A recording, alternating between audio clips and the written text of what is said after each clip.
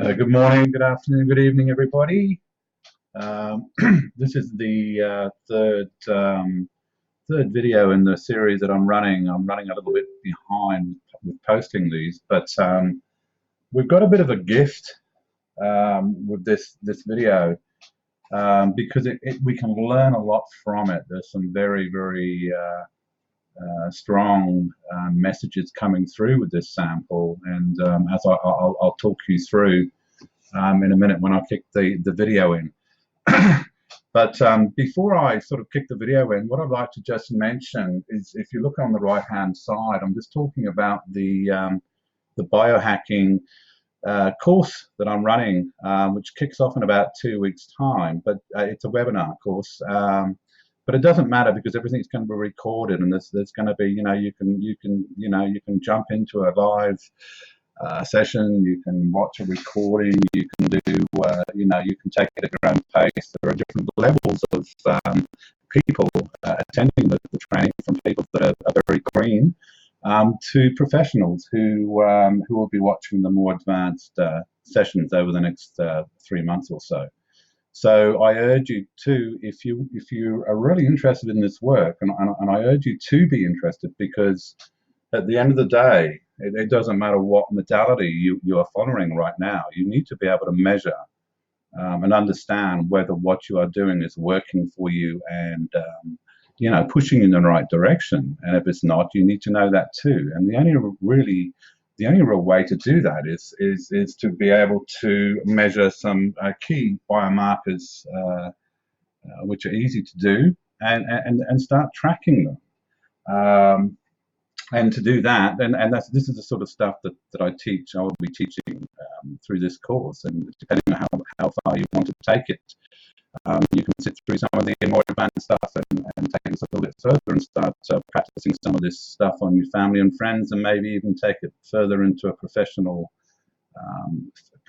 stage. It's up to you.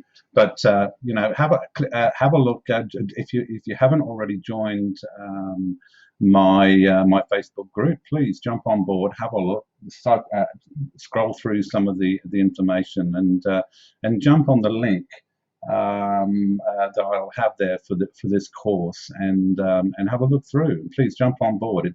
And the other thing too, I'd like to mention, if you're thinking about doing the testing, look, to be honest, as I move forward, over the next 6 months, 12 months, well, as I move forward into the future, I'm going to be doing less and less testing, and really sort of directing people to this training. It's not a lot more as far as cost is concerned, but I strongly believe that you need to be able to understand the basics. Once you've got that, you have so much more control. Okay. All right, what have we got in this video here? And this is something that this is one of the subjects that I'm going to be really focusing on with my training, and it's all about zeta potential. Or it's all about when we say zeta potential, what I'm talking about is, well, let's think about the blood. The blood has very sensitive, finite electromagnetic properties, and very slight changes in pH will affect this. Eating junk food will affect it because of the positive ions. So there's a very fine balance of cations, which are positively charged ions, and anions, which is negatively charged ions. And when that changes, we tend to get a change in the whole solution, and we start to get agglutination happening. As you would have seen from the very first video, the blood cells were quite separate, and they are here too, because the blood cells aren't going to change so much. They're sort of stuck on here. They're not going to agglutinate very easily regardless. But you'll notice that there weren't really any clumps of rubbish or toxins or minerals like this big blob we've got here, because they were held in solution. They were held in solution by good zeta potential because the pH was quite okay. But in time, over the last, I don't know, 24 hours that I took this, a lot of the CO2 had time to outgas the sample. And when this happens, the sample gets more and more alkaline. And what we're seeing here And I'm going to be doing a little demonstration video a little bit later to prove this point too here, is once the solution gets too alkaline, or it gets too acid, but if it gets too alkaline, we get the same effect as if we were too acid. And we suddenly get particles sticking together, and this is what we're seeing on this video. We've got particles of there's undigested minerals, there's toxins, there's all sorts of things that were held in solution, ionized if you like, that in time, just from the outgassing from the sample, it suddenly changed the electromagnetic properties of the blood, and all of a sudden, they've stuck together. These particles are stuck together.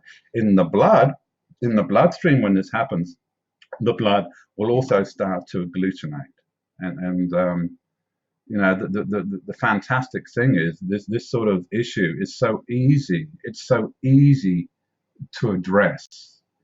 I've helped people with cardiovascular stress in my office relieve their stress within less than 60 seconds by applying the appropriate, I'm not sure what's happened here. Sorry about that. I've gone too far, so I'm gonna keep running this. So I didn't realize it was going to finish on me. Sorry about that.